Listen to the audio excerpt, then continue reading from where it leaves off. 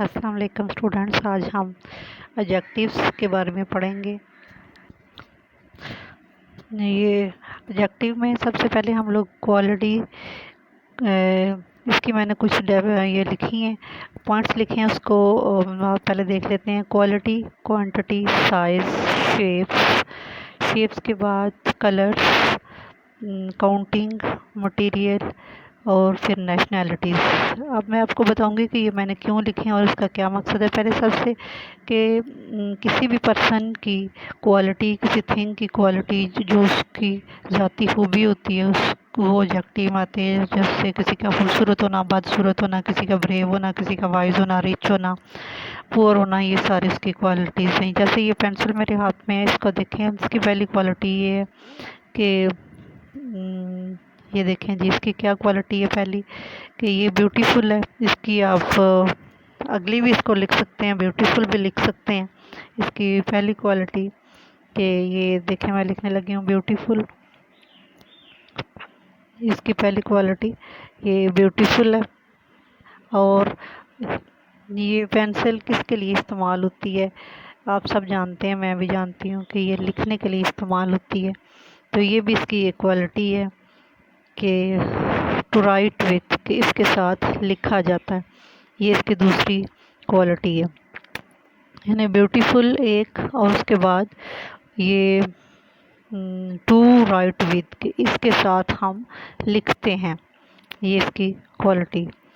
इसके अलावा जैसे मैंने आपको बताया है कि बाकी क्वालिटीज़ में ये किसी पर्सन, यानी एनी पर्सनस क्वालिटी, वो जैसे कि वो खूबसूरत, ब्यूटीफुल, ब्रेव, वाइज, रिच, यानी कोई अमीर है तो रिच, कोई गरीब है तो पुअर, कोई अक्लमंद है तो ये इसके लिए वाइज का लफ्ज़ इस्तेमाल होता है। कोई बहादुर है तो ब्रेव उसके लिए इस्तेमाल होता है।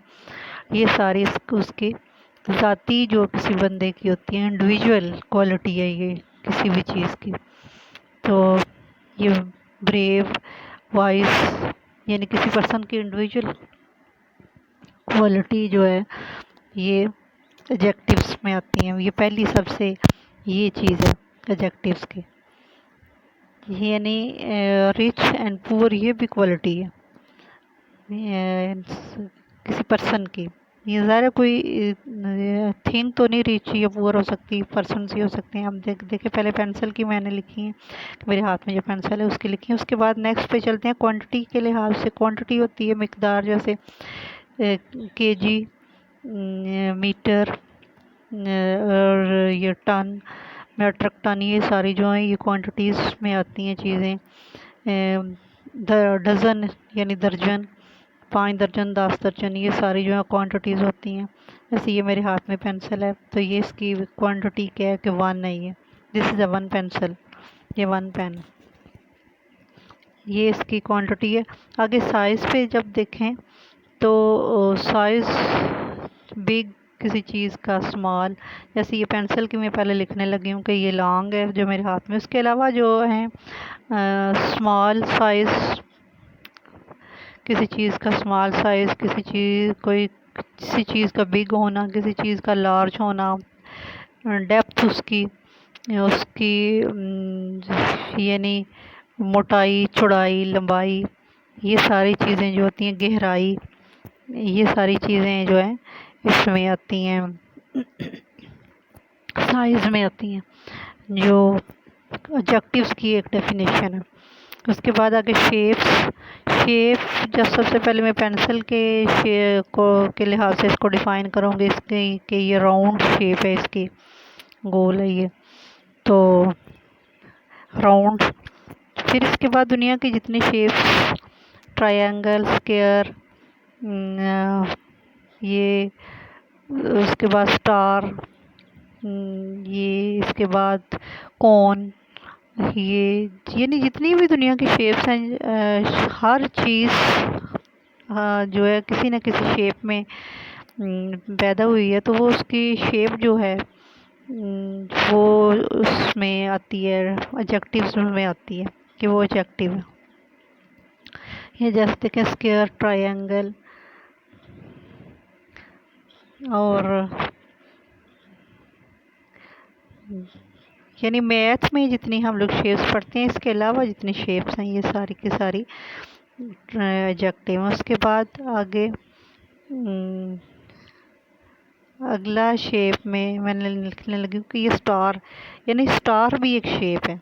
और मून की जो शेप्स होती हैं देखें, जब फर्स्ट टाइम निकलता है तो उसकी और शेप होती है, थोड़ा जब बढ़ता जाता है उसकी और शेप होती है, फिर फुल जब हो जाता है उसकी राउंड शेप हो जाती है, फिर जब कम होना शुरू होता है उसकी और शेप होती है। ये भी यानी शेप्स जो हैं इसमें आती हैं। उसके अलावा कलर, दुनिया के सारे कलर्स, इस कायनात में जितने कलर हैं वो सारे एडजेक्टिव। सबसे पहले इस पेंसिल के लिहाज से कि ये वाइट और ब्लू है,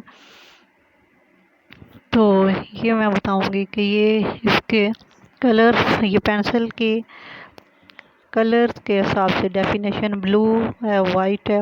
बाकी इसके अलावा दुनिया में जितने कलर्स हैं, रेड है, black, of white, white, brown, sky blue, Indigo, जितने भी हैं वो सारे के सारे जो हैं वो कलर्स, वो एडजेक्टिव्स हैं। ये ब्लैक, रेड के बाद ब्लैक मैंने लिखा है, और ब्लैक के बाद ये देखें आगे कलर्स के बाद ये भी ब्राउन लिखने लगी हूँ मैं, यानी जो मैंने आपको बताया वो सारे लिखूंगी।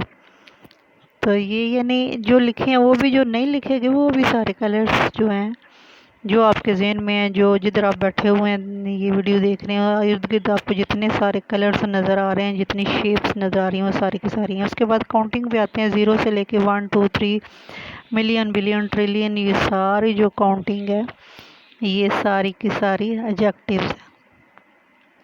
और ज़ीरो की भी बहुत वैल्यू है, ज़ीरो के अलावा कोई अमाउंट बनती नहीं है।